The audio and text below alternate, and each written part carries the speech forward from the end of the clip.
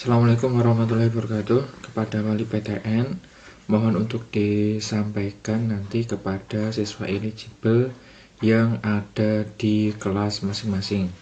Di sini kami akan menyampaikan beberapa hal penting terkait dengan pendaftaran SNBP siswa eligible tahun 2024. Mengingat tanggal 28 itu adalah batas akhir pendaftaran SNBP, dan dari data yang saya miliki pada pengumpulan kartu finalisasi atau kartu pendaftaran SNBP itu baru sedikit. Mohon nanti pada wali PTN untuk membantu membimbing siswa dalam menentukan pilihan program studi maupun PTN. Untuk prinsip-prinsipnya adalah seperti berikut. Untuk pemilihan prodi dan PTN itu aturannya seperti tahun kemarin, di mana setiap siswa dari jurusan IPA, IPS maupun bahasa diizinkan untuk memilih program studi di PTN. Jadi di akunnya siswa eligible itu tidak dikelompokkan Saintek dan Soshum, tetapi semuanya bisa dipilih, namun disarankan untuk tidak lintas jurusan. Jadi untuk IPA diharapkan Saintek, kemudian untuk IPS dan keagamaan diharapkan untuk memilih jurusan Soshum. Nomor 2, setiap siswa dapat memilih 2 program studi dari PTN atau 2 PTN. Jadi nanti siswa itu bisa memilih satu prodi saja atau 2 prodi. Ketentuannya apabila siswa tersebut memilih satu prodi, maka bisa memilih PTN di seluruh Indonesia, tidak harus di Jawa Tengah. Tapi kalau misalkan siswa tersebut memilih 2 program studi, maka PTN yang diambil itu nanti salah satunya harus di Jawa Tengah. Boleh dua-duanya di Jawa Tengah, boleh salah satunya di Jawa Tengah. Nah, sangat tidak disarankan untuk lintas minat, karena memang belum pernah ada alumni yang diterima ketika dia memilih program studi lintas minat.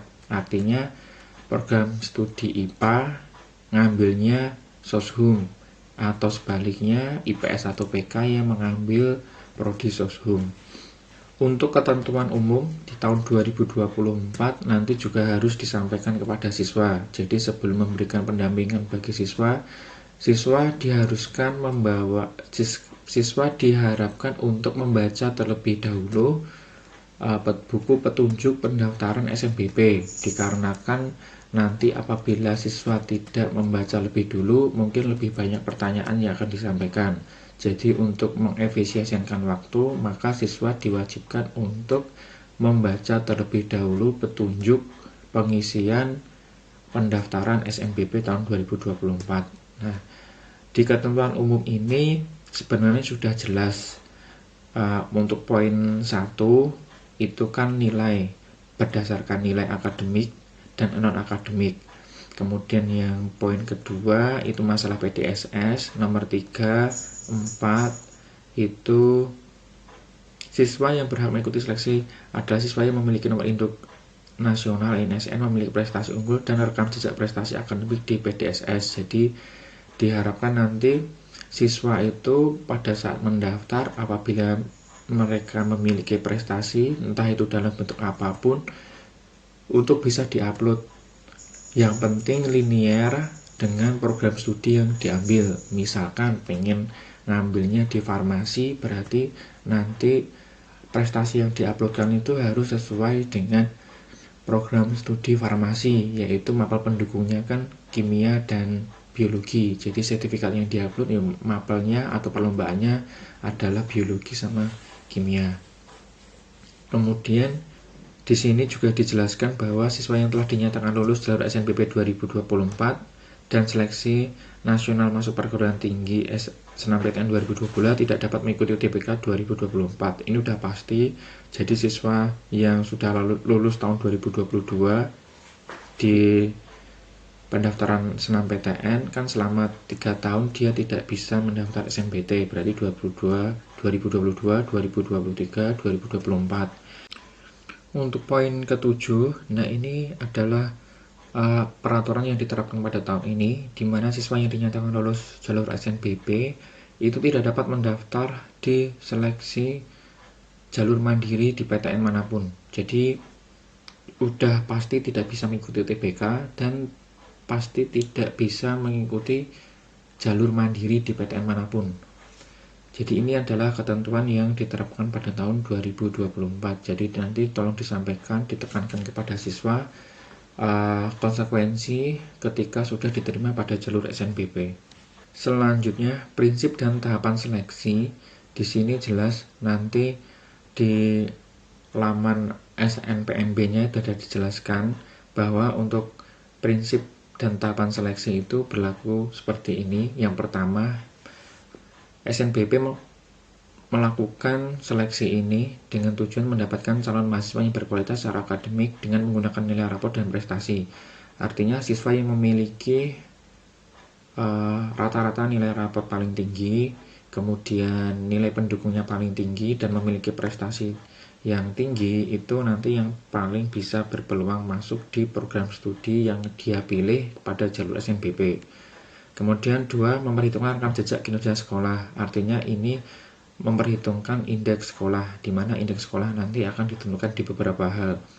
Kemudian yang nomor 3, memperhitungkan lintas jurusan. Jadi seperti yang tadi saya sampaikan, maka tidak disarankan untuk siswa mengambil lintas jurusan pada jalur SNBP.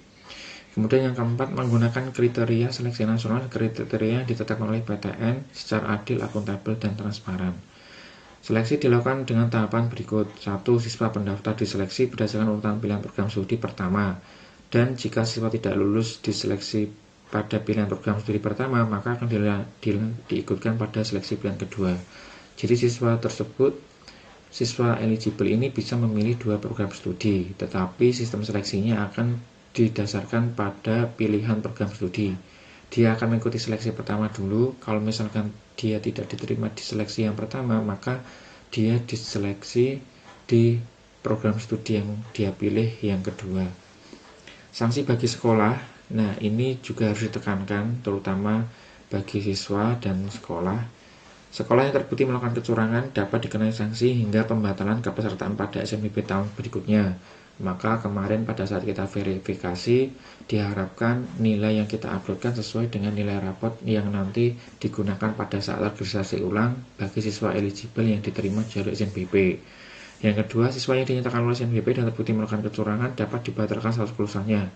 Jadi panitia SNBP itu bisa membatalkan kelulusannya dari siswa eligible kalau misalkan ditemukan kecurangan atau ditemukan data yang tidak valid pada saat di pengisiannya.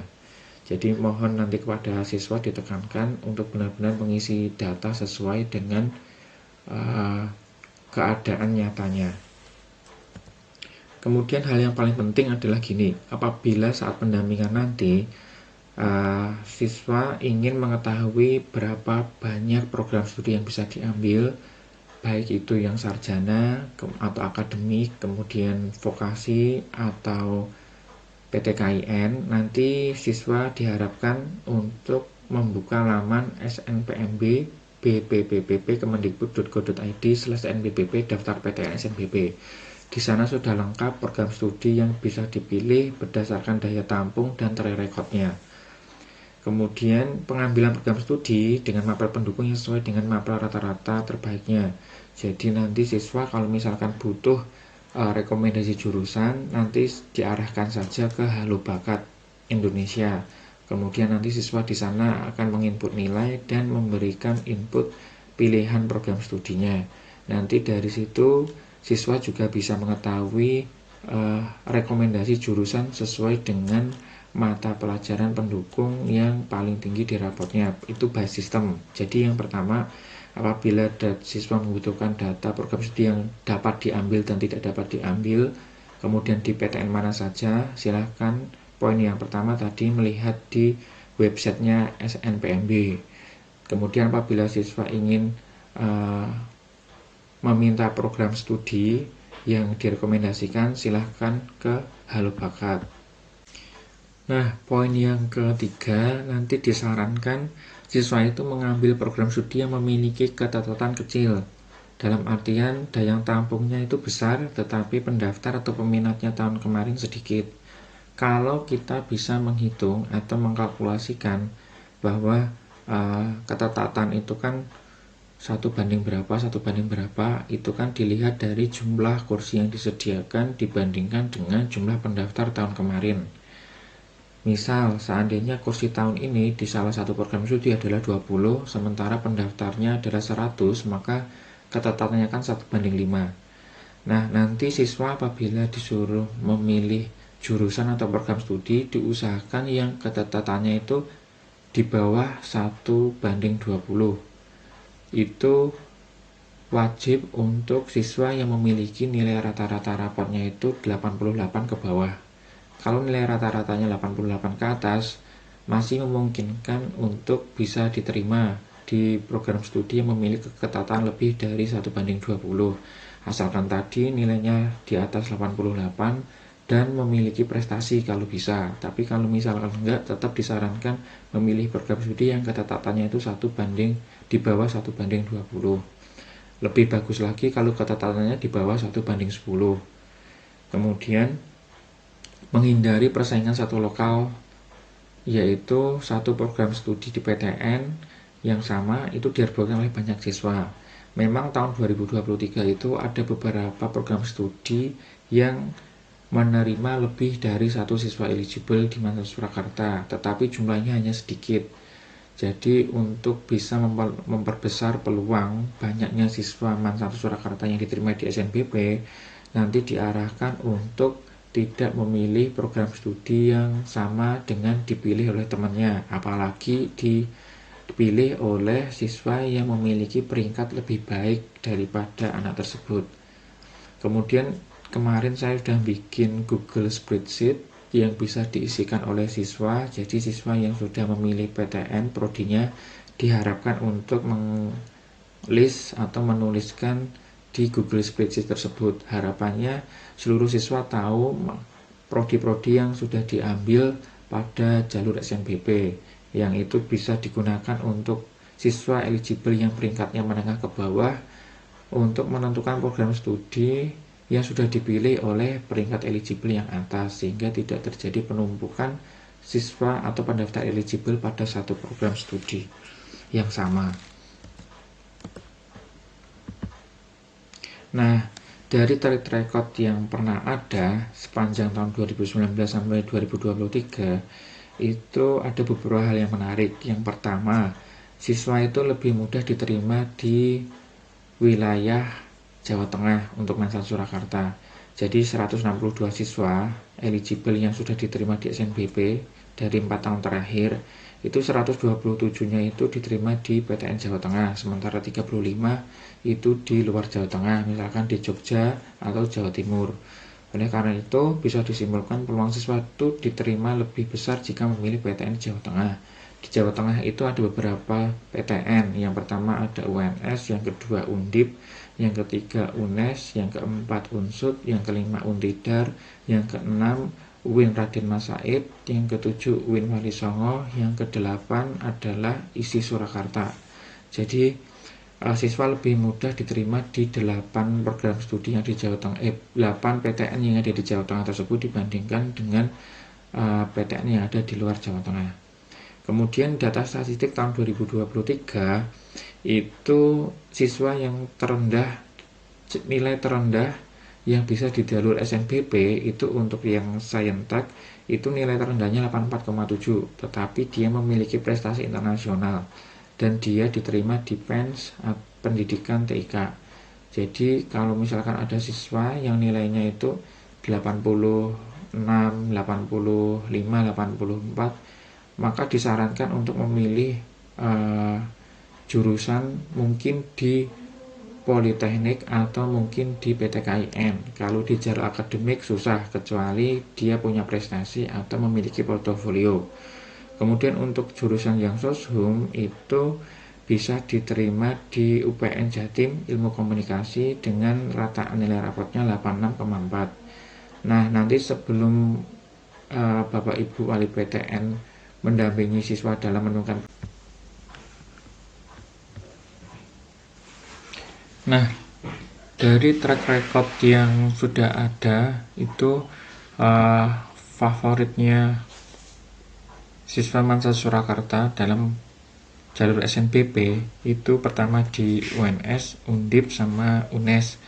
Dari rata-rata dari jumlah tersebut nanti mungkin bisa disarankan untuk memilih program studi yang ada di UNS, di Undip maupun di UNES, dan tentunya di beberapa PTN yang ada di Jawa Tengah. Mengingat antusias siswa dalam memilih di UNS tinggi, maka nanti disarankan untuk memilih program studi yang tidak sama antara satu siswa dengan siswa yang lain. Di sini bisa dilihat bahwa distribusi siswa yang diterima di jalur SNBP atau SNMPTN itu sebenarnya kuotanya tidak banyak. Kalau tahun ini kita bisa jumlah siswa eligible yang mendaftar SNBP sekitar 184 siswa. Nah, 180 siswa kalau misalkan dengan kuota tahun kemarin mungkin yang diterima di UNS kan 47, maka didata aja nanti kalau misalkan siswa sudah ada yang mendaftar di 47 program studi di UNS, maka nanti disarankan untuk yang lainnya itu tidak di UNS, terutama untuk peringkat eligible yang skornya mungkin ada di menengah ke bawah. Nilai SNBP itu tidak murni hanya diambilkan dari nilai rapot saja, tetapi juga dipengaruhi atau ditentukan dari mapel pendukung, prestasi, dan portofolio. Nanti masih dikalikan dengan indeks sekolah. Jadi siswa yang paling besar peluangnya itu adalah siswa yang memiliki peringkat eligible yang terbaik di peringkat atas, kemudian memiliki prestasi mungkin tingkat nasional atau internasional, dan mapel pendukung yang sesuai dengan program studi yang diambil. Kemudian memilih prodi yang sesuai dengan mata pelajaran yang nilainya itu paling tinggi di rapot. Indeks sekolah itu ditentukan dari prestasi madrasah, prestasi siswa, peringkat UTBK, kemudian akreditasi sekolah, dan rekod alumni, dan lain-lain juga. Sebagai gambaran bahwa untuk prestasi siswa pada skor UTBK itu dari tahun 2020 sampai 2022 kita masih berada di sekitar 400-an. Jadi Man 1 Surakarta ini untuk indeks sekolahnya mungkin tidak lebih baik misalkan kita bandingkan dengan SMA 1, SMA 3 Solo atau SMA 4. Jadi nanti diharapkan mereka itu bisa lebih dewasa dalam memilih program studi yang diambil, terutama memperhatikan ketatatan jumlah pendaftar pada prodi yang diambil. Kemudian apabila mereka tidak bisa memanfaatkan jalur SNBP, maka kan mereka kan harus mau tidak mau bersaing di UTBK. Nah, di tryout EduBrand yang kita laksanakan secara 2 kali, itu kalau di peringkatnya Man 1 masih di 760-an sekian.